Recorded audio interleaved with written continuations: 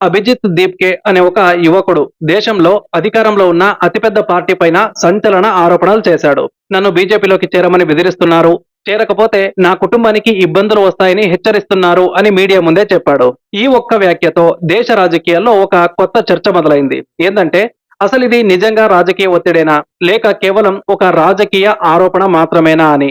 And గతంలో బీజేపీని చాలా తీవ్రంగా విమర్శించిన నాయకులు చివరకు బీజేపీలోకే ఎందుకు వెళ్లారు? ఇప్పుడు అదే పరిస్థితి అభిజిత్ దీప్కేకి కూడా వస్తుందా? ఈ వీడియోలో వాస్తవాలు, చరిత్ర, అలాగే రాజకీయం ఎలా మారుతుందో చెప్తాను. మనం చూస్తే దేశ రాజకీయాల్లో ఇలాంటి ఆరోపణలు కొత్తవేం కాదు. అధికారంలో ఉన్న పార్టీ పైన ప్రతిపక్షాలు ఎప్పుడు కూడా ఒత్తిళ్లు, దర్యాప్తు సంస్థల వినియోగం, అలాగే రాజకీయ ప్రలోభాలు వంటి ఆరోపణలు చేస్తూ ఉంటాయి. కానీ అధికార పార్టీ మాత్రం అలాంటి ఆరోపణలను పూర్తిగా ఖండిస్తూ అవి రాజకీయ ప్రచారం అని చెప్తూ ఉంటాయి. అలాగే ఈసారి చర్చలో ఉన్న పేరు అభిజిత్ దీప్కే. ఇటీవలి కాలంలో విద్యా వ్యవస్థ, పరీక్షా పేపర్ లీకులు, విద్యార్థుల నిరసనల వంటి అంశాలపైన ఆయన బలంగా మాట్లాడుతూ వచ్చారు. సోషల్ మీడియాలో కూడా ఆయనకు పెద్ద ఎత్తున యువత మద్దతు కూడా లభించింది. ఈ నేపథ్యంలో ఈ రోజు ఆయన చేసిన వ్యాఖ్య దేశవ్యాప్తంగా ఒక బలమైన చర్చకు దారితీసింది.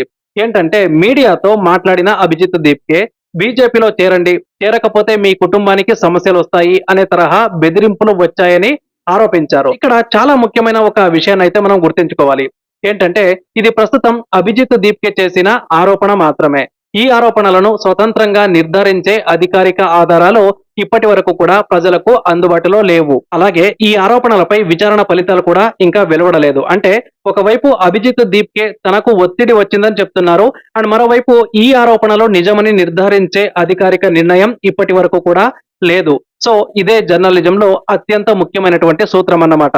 ఆరోపణను ఆరోపణగానే చెప్పాలి. అండ్ ఇక్కడ మరో ఆసక్తికరమైన అంశం ఉంది. ఏంటి అంటే ఇది మొదటిసారి కాదు. గత కొన్ని నెలలుగా కూడా అభిజిత్ దీప్కే అనేక సందర్భాల్లో తన ఉద్యమాన్ని అడ్డుకునే ప్రయత్నాలు జరుగుతున్నాయని, కొందరు దుండగులను పంపుతున్నారని, తనకు బెదిరింపులు వస్తున్నాయని ఆరోపించారు. ఆ ఆరోపణలపై కూడా రాజకీయంగా తీవ్ర వాదోపవాదాలు జరిగాయి. అంటే ఇప్పటి వ్యాఖ్య ఒక్క రోజులో వచ్చింది కాదు. గత కొన్ని నెలలుగా కొనసాగుతున్న వివాదంలో ఇది మరో కొత్త అధ్యాయం అన్నమాట. కానీ ఇప్పుడు అసలు ప్రశ్న ఏంటి? అభిజిత్ దీప్కే నిజంగానే బీజేపీలో చేరిపోతారా? ఈ ప్రశ్నకు ప్రస్తుతం అవును అని చెప్పడానికి కూడా ఆధారాలు లేవు. అలాగే లేదు అని చెప్పడానికి కూడా ఆధారాలు లేవు. ఎందుకంటే అభిజిత్ దీప్కే ఇప్పటి వరకు బహిరంగంగా బీజేపీలో చేరబోతున్నానని ఎక్కడ కూడా ప్రకటించలేదు. అందుబాటులో ఉన్న సమాచారం ప్రకారం ఆయన తన ఉద్యమాన్ని కొనసాగిస్తాననే వైఖరిని మాత్రమే వ్యక్తం చేస్తూ ఉన్నారు. కానీ ఇక్కడే అసలైన రాజకీయ విశ్లేషణ ప్రారంభమవుతుంది. భారత రాజకీయాల్లో ఒక విషయం చాలా సార్లు జరిగింది. ఏంటి అంటే అధికార పార్టీని తీవ్రంగా విమర్శించిన నాయకుడు కొన్ని నెలలు లేదా కొన్ని సంవత్సరాల తర్వాత అదే పార్టీలో చేరిన సందర్భాలు చాలా ఉన్నాయి. అది ఎలా జరిగింది? వారిని ఎవరు ఒప్పించారు? వారికి రాజకీయంగా ఏమి లాభం వచ్చింది? అలాగే బీజేపీకి దాంతో ఏమి ప్రయోజనం కలిగింది? ఈ ప్రశ్నలకు సమాధానం చెప్పాలంటే గత 15 సంవత్సరాల భారత రాజకీయ చరిత్రను మనం గుర్తు చేసుకోవాలి. భారత రాజకీయాల్లో శాశ్వత శత్రువులు ఉండరని, శాశ్వత ప్రయోజనాలు మాత్రమే ఉంటాయని రాజకీయ విశ్లేషకులు తరచూ చెప్తూ ఉంటారు. ఈ మాట ఎందుకు పుట్టింది? ఎందుకంటే ఒకప్పుడు అధికార పార్టీని తీవ్రంగా విమర్శించిన కొందరు ప్రముఖ నాయకులే తర్వాత అదే పార్టీలో చేరారు. అయితే ప్రతి కేసుకు కూడా కారణాలు ఒకేలా లేవు. ఇప్పుడు కొన్ని ముఖ్యమైన ఉదాహరణలు చూద్దాం. నంబర్ 1, హిమంత బిశ్వ శర్మ ఈ రోజు అస్సాం ముఖ్యమంత్రి. కానీ ఒకప్పుడు ఆయన కాంగ్రెస్ లో అత్యంత ప్రభావశీల నాయకుడు. కాంగ్రెస్ లో ఉన్నప్పుడు బీజేపీపై ఘాటైన విమర్శలు చేసేవారు. తర్వాత కాంగ్రెస్ లో తనకు తగిన ప్రాధాన్యం లేదని చెబుతూ 2015లో బీజేపీలో చేరారు. అనంతరం ఈశాన్య భారతదేశంలో బీజేపీ విస్తరణలో కీలక పాత్ర పోషించి చివరకు ముఖ్యమంత్రి అయ్యారు. ఈ ఉదాహరణను చాలా మంది రాజకీయ విశ్లేషకులు వ్యక్తిగత రాజకీయ భవిష్యత్తు అండ్ పార్టీ అవకాశాలు అనే కోణంలో చూస్తారు. And number 2, Jyotiraditya Scindia. మధ్యప్రదేశ్ రాజకీయాల్లో ఇది ఒక పెద్ద మలుపు. కాంగ్రెస్ లో కీలక నేతగా ఉన్న ఆయన పార్టీతో విభేదాల తర్వాత 2020లో బీజేపీలో చేరారు. ఆయనతో పాటు పలువురు ఎమ్మెల్యేలు రాజీనామా చేయడంతో రాష్ట్ర ప్రభుత్వం కూలిపోయింది. తర్వాత బీజేపీ ప్రభుత్వం ఏర్పడింది. ఇది భారత రాజకీయాల్లో ఒక నాయకుడి నిర్ణయం ప్రభుత్వాన్నే మార్చగలదు అనే ఉదాహరణగా తరచు కూడా చెప్పబడుతూ ఉంటుంది. అండ్ ఉదాహరణ 3, సువేందు అధికారి. పశ్చిమ బెంగాల్లో తృణమూల్ కాంగ్రెస్ లో కీలక నాయకుడిగా ఉన్న సువేందు అధికారి తర్వాత బీజేపీలో చేరారు. 2021 అసెంబ్లీ ఎన్నికల్లో ఆయన నందిగ్రామ్ లో ముఖ్యమంత్రి మమతా బెనర్జీపై పోటీ చేసి విజయం కూడా సాధించారు. ఇక్కడ కూడా ఆయన తన నిర్ణయాన్ని రాజకీయ విభేదాల ఫలితంగా వివరించారు. And number 4, Ashok Chavan. మహారాష్ట్ర మాజీ ముఖ్యమంత్రి అశోక్ చవాణ్ కాంగ్రెస్ ను విడిచి బీజేపీలో చేరడం కూడా పెద్ద రాజకీయ పరిణామంగా మారింది. ఈ నిర్ణయం తర్వాత మహారాష్ట్ర రాజకీయ సమీకరణాలపై విస్తృతమైనటువంటి చర్చ జరిగింది. సో ఈ ఉదాహరణల ద్వారా మనకేమర్థమవుతుంది అంటే ఒక విషయం ఇక్కడ మనకు చాలా స్పష్టంగా కనిపిస్తుంది. భారత రాజకీయాల్లో పార్టీ మారడం కొత్త విషయం కాదు. అయితే ప్రతి నాయకుడు కూడా ఒకే కారణంతో పార్టీ మారలేదు. కొంతమంది సిద్ధాంత భేదాలను కారణంగా చెప్పారు. అలాగే మరికొంతమంది తమ రాజకీయ భవిష్యత్తు కోసం తీసుకున్న నిర్ణయమని చెప్పారు. మరికొందరు పార్టీ నాయకత్వంతో విభేదాలు ప్రస్తావించారు. కానీ బెదిరింపుల వల్లే వీరంతా బీజేపీలో చేరారు అని చెప్పడానికి ఎలాంటి సాధారణ ఆధారాలు కూడా లేవు. ప్రతి కేసు వేర్వేరు పరిస్థితుల్లో జరిగింది. అలాగే ఇప్పుడు అసలు ప్రశ్న ఏంటి అంటే అభిజిత్ దీప్కే విషయంలో కూడా అదే జరుగుతుందా? ఇక్కడ భావోద్వేగాలను పక్కన పెట్టి వాస్తవాలను మాత్రమే చూద్దాం. ప్రస్తుతం అందుబాటులో ఉన్న సమాచారం ప్రకారం అభిజిత్ దీప్కే తనను బీజేపీలో చేరాలని ఒత్తిడి తెస్తున్నారని ఆరోపించారు. అండ్ అదే సమయంలో గతంలో ఆయన మేము ఏ రాజకీయ పార్టీతోనూ అనుబంధం పెట్టుకోము అని కూడా బహిరంగంగా చెప్పారు. అంటే ప్రస్తుతం ఆయన బహిరంగ వైఖరి ఏమిటంటే ఏ రాజకీయ పార్టీలో కూడా చేరే ఉద్దేశం అయితే లేదు అని.